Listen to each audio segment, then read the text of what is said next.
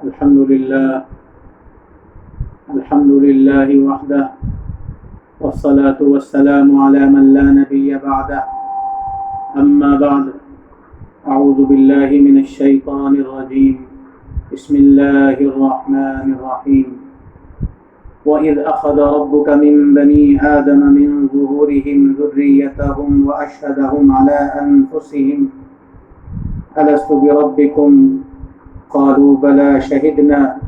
أن تقولوا يوم القيامة إنا كنا عن هذا غافلين أو تقولوا إنما أشرك آباؤنا من قبل وكنا ذرية من بعدهم أفتهلكنا بما فعل المبطلون صدق الله العظيم۔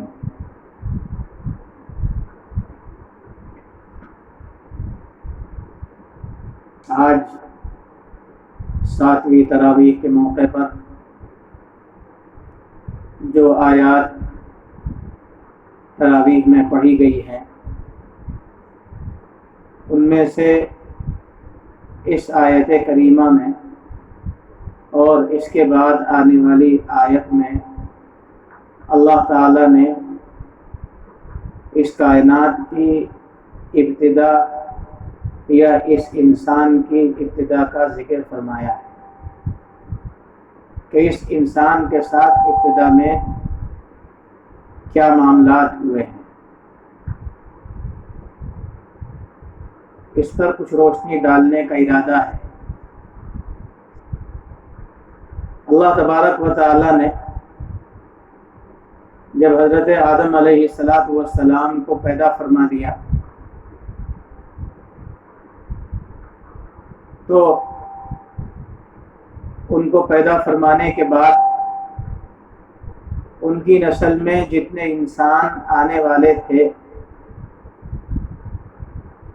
چاہے وہ مرد ہوں چاہے عورت ہوں،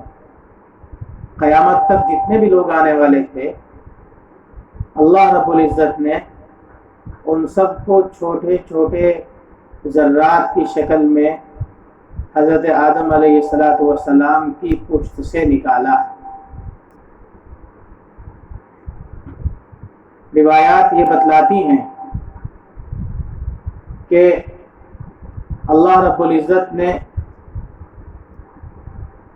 حضرت آدم علیہ السلام کی دائیں جانب سے، دائیں پہلو سے جو ذرات کی شکل میں اولاد نکالی وہ انتہائی سفید رنگ والی تھی، اور جو بائیں طرف سے اولاد نکالی وہ سیاہ رنگ والی تھی، اور حضرت آدم علیہ السلام کو بتلایا گیا کہ دائیں طرف سے نکلنے والے وہ لوگ ہیں جو دنیا میں جا کر کے اچھے اچھے کام کریں گے اور جنت کے مستحق بنیں گے، اور بائیں طرف سے نکلنے والے وہ لوگ ہیں کہ جو دنیا میں جا کر کے برے کام کریں گے اور جہنم کے مستحق بنیں گے۔ اسی لیے روایت میں یہ بھی آتا ہے کہ حضرت آدم علیہ السلام جب اپنی داہنی جانب سے نکلنے والی ذریت کو دیکھتے تھے تو ہنستے تھے، اور جب بائیں جانب سے نکلنے والی ذریت کو، اولاد کو دیکھتے تھے تو روتے تھے، اس لیے کہ ماں باپ اپنی اولاد کی خوشی پر خوش ہوتے ہیں اور ان کی تکلیف پر رنجیدہ اور غمگین ہوتے ہیں۔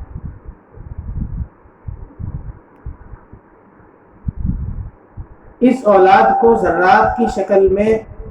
نکالنے کا مقصد کیا تھا؟ مقصد اس آیت کے اندر بیان کیا گیا کہ ان سب کو ذرات کی شکل میں نکالا، اور ذرات کی شکل میں نکالنے کے بعد اللہ تعالیٰ کی طرف سے ان سب سے سوال ہوا، الست بربکم، کیا میں تمہارا رب نہیں ہوں؟ قالوا بلا، تو سب نے کہا کہ بے شک کیوں نہیں، آپ ہمارے رب ہیں، شہیدنا، ہم اس پر گواہ ہیں۔ شہیدنا کو اگر ہم بلا کے ساتھ متعلق مانتے ہیں تو مطلب یہی ہوگا کہ ہم گواہی دیتے ہیں اس بات کی کہ بے شک آپ ہمارے رب ہیں۔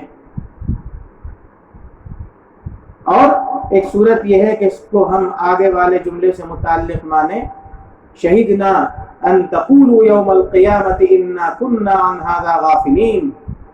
اللہ تعالیٰ فرما رہے ہیں کہ ہم نے یہ گواہی اس لیے لی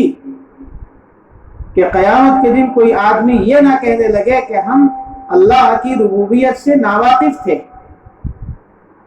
ہمیں اللہ کے رب ہونے کا علم نہیں تھا۔ اگر ہم کو معلوم ہوتا کہ اللہ ہمارا رب ہے تو یہ ممکن ہی نہیں کہ ہم اللہ کی عبادت نہ کریں۔ اس لیے قیامت کے دن کسی آدمی کے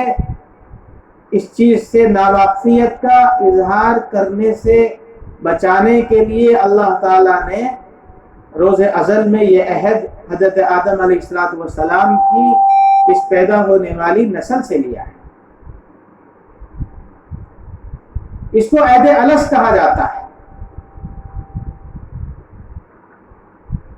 اسی عہد الست کی یاد دہانی کے لیے اللہ تعالیٰ کی طرف سے انبیاء علیہ السلام دنیا میں تشریف لاتے ہیں۔ جب انسان دنیا کے اندر آتا ہے تو دنیا میں اس کی رہنمائی کرنے کے لیے، اس کو راہ حق بتلانے کے لیے اور باطل راستے سے اس کو بچانے کے لیے انبیاء علیہ السلام آتے ہیں، تو در حقیقت اسی عہد الست کی یاد دہانی کراتے ہیں۔ اور جو آسمانی کتابیں آتی ہیں وہ بھی اس عہد الست کی یاد دہانی کرانے کے لیے آتی ہیں۔ تو اللہ تعالیٰ نے اس آیت کے اندر یہ واضح فرما دیا کہ انسان دنیا کے اندر آنے کے بعد اگر یہ کہنے لگے کہ مجھ کو تو اللہ کی ربوبیت کا علم ہی نہیں تھا، یا قیامت کے دن وہ یہ کہنے لگے، تو اس کا یہ دعویٰ بے بنیاد ہوگا۔ اللہ تعالیٰ ازل میں ہی اس سے یہ عہد لے چکے ہیں، اقرار لے چکے ہیں کہ رب صرف اللہ تعالیٰ ہے۔ جب رب اللہ تعالیٰ ہے تو عبادت کے مستحق بھی صرف اللہ رب العزت ہی ہیں۔ انسان جو عمل کرتا ہے وہ سب اللہ تعالیٰ کے علم میں ہے۔ اللہ تعالیٰ کا علم بڑا عظیم ہے۔ اللہ تعالیٰ اپنے علم کے ذریعے سے تمام مخلوقات کا احاطہ کیے رہتے ہیں۔ اس کائنات کے اندر جتنے انسان موجود ہیں، وہ انسان چاہے دن کی روشنی میں کوئی عمل کر رہے ہیں، چاہے رات کی تاریکی میں کوئی عمل کر رہے ہیں، ان سب کے اعمال اللہ تعالیٰ کے علم کے اندر ہیں۔ جیسے اللہ تعالیٰ کی قدرت سب چیز کا احاطہ کیے رہتی ہے، ایسے ہی اللہ رب العزت کا علم بھی سب چیز کا احاطہ کیے رہتا ہے۔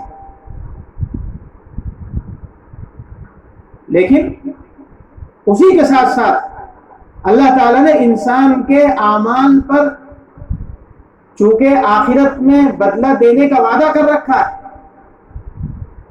ہو سکتا ہے کوئی آدمی یہ کہنے لگے کہ میں نے کوئی ایسا عمل کیا ہی نہیں تھا جو ہمارے بارے میں یہاں پیش کیا جا رہا ہے، یعنی میدان حشر کے اندر جب اس کی برائیاں سامنے آئیں گی، اس کے اعمال بد سامنے آئیں گے، وہ کہہ سکتا تھا کہ میں نے تو یہ اعمال کیے نہیں۔ اس لیے اللہ رب العزت نے دنیا کے اندر ایک نظام یہ بنا دیا کہ انسان جو بھی عمل کرتا ہے، چاہے وہ عمل اچھا ہے چاہے وہ عمل برا ہے، وہ عمل لکھا جاتا ہے۔ اللہ نے فرشتے مقرر کر دیے، ایک فرشتہ داہنی جانب رہتا ہے، ایک فرشتہ بائیں جانب رہتا ہے، جن کو کرامن کاتبین کہا جاتا ہے۔ یہ فرشتے انسان کے اعمال صالحہ لکھتے ہیں، اور یہ بائیں جانب والے فرشتے انسان کے اعمال سیئہ کو لکھتے ہیں۔ اسی کو قرآن کریم میں فرمایا گیا ما یلفظ من قول الا لدیہ رقیب عتید، یعنی انسان کوئی کلمہ زبان سے نہیں نکالتا جس پر اللہ تعالیٰ کی طرف سے نگرانی کرنے والا فرشتہ مقرر نہ ہو، یعنی جو بھی زبان سے کلمہ نکلتا ہے فرشتہ اس کو محفوظ کر لیتا ہے۔ یہ لکھوایا اس لیے جا رہا ہے تاکہ کل قیامت کے دن جب انسان پیش ہو تو اس کا کچا چٹھا بھی اس کے سامنے آ جائے۔ ایک روایت میں آتا ہے کہ ایک دن جناب نبی کریم صلی اللہ علیہ وسلم صحابہ کرام کے درمیان تشریف فرما تھے، اچانک آپ کو ہنسی آ گئی۔ صحابہ کرام نے ہنسی کا سبب معلوم کیا تو اللہ کے نبی نے فرمایا کہ مجھے ایک بات ذہن میں آ گئی کہ اللہ تعالیٰ کی بارگاہ میں ایک آدمی پیش ہوگا اور وہ اللہ تعالیٰ سے کہے گا کہ کیا آپ نے مجھے پناہ نہیں دی؟ اللہ تعالیٰ فرمائیں گے کہ تجھے پناہ دی ہے۔ تو وہ کہے گا کہ پھر میں اپنے اعمال کے بارے میں کسی کی گواہی پر اعتماد نہیں کروں گا۔ حالانکہ اللہ تعالیٰ نے انسان کے اعمال کے گواہ کے طور پر ان فرشتوں کو بھی مقرر کیا ہے جو فرشتے انسان کے اعمال لکھتے رہتے ہیں۔ ایسے ہی وہ فرشتے جو دنیا میں انسان کو نیک کام کی ترغیب دیتے تھے، وہ فرشتے جو انسان کو برے کاموں سے بچنے کی تاکید کرتے تھے، وہ فرشتے بھی گواہ ہوں گے۔ اور اسی کے ساتھ ساتھ ہر نبی اپنی امت کے اعمال کی گواہی دینے والا ہوگا، لیکن وہ یہ کہے گا کہ مجھے کسی کی گواہی پر اعتماد نہیں ہے۔ ہاں، اگر میرے جسم کے اندر سے ہی کوئی گواہ کھڑا ہو جائے تو بات اور ہے۔ اللہ تعالیٰ فرمائیں گے کہ ٹھیک ہے، یہی کر لو۔ چنانچہ اس کے اعضاء و جوارح کو اس کے اختیار سے باہر کر دیا جائے گا۔ اب اس کے اعضاء و جوارح گواہی دیں گے، اس کی آنکھ گواہی دے گی کہ اس نے کتنی ناجائز اور حرام چیزوں کی طرف دیکھا ہے، اس کے کان گواہی دیں گے کہ اس نے کتنی ناجائز اور حرام چیزوں کو سنا ہے، اس کی زبان گواہی دے گی کہ اس نے کتنے غلط کلمات اس زبان سے نکالے، اس کے ہاتھ گواہی دیں گے کہ کتنے غلط کام اس ہاتھ سے کیے، اس کے پاؤں گواہی دیں گے کہ کتنی غلط جگہوں پر یہ چل کر کے کیا، یہاں تک کہ اس کے جسم کا ہر حصہ، اس کی ہڈیاں، اس کے کھال، اس کے بال، سب گواہی دیں گے اس کے بارے میں، اس کی ساری حرکتوں کو سب لوگوں کے سامنے ظاہر کر دیں گے۔ یہ ہمارے اعضاء و جوارح جو ہیں یہ ہمارے وفادار نہیں ہیں، یہ اللہ تعالیٰ کے مخبر ہیں، یہ اللہ تعالیٰ کی CID ہے جو ہمارے ساتھ لگی ہوئی ہے۔ یہ قیامت کے دن ہمارے بارے میں اللہ تعالیٰ کو سب بتلا دے گی۔ جسم کا کوئی حصہ ایسا نہیں ہوگا جو اللہ تعالیٰ کے یہاں گواہی نہ دے۔ چنانچہ جب سارے اعضاء کی گواہی مکمل ہو جائے گی تو اس کی زبان کو اس کے اختیار میں دیا جائے گا۔ یہ زبان دوسرے اعضاء و جوارح کو ڈانٹے گی کہ تمہیں اس اظہار حقیقت کی کیا ضرورت تھی،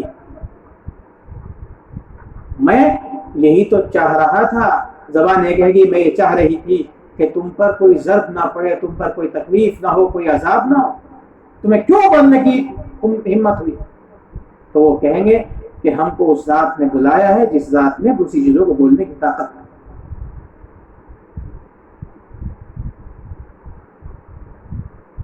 چونکہ اس کے بارے میں اس کے اعضاء گواہی دے چکے ہیں، اس لیے اب اس کے بارے میں جہنم میں داخلے کا فیصلہ ہو جائے گا۔ اس کی یہ بات حضور کے ذہن میں آئی تو حضور کی ہنسی چھوٹ گئی، حضور مسکرانے لگے۔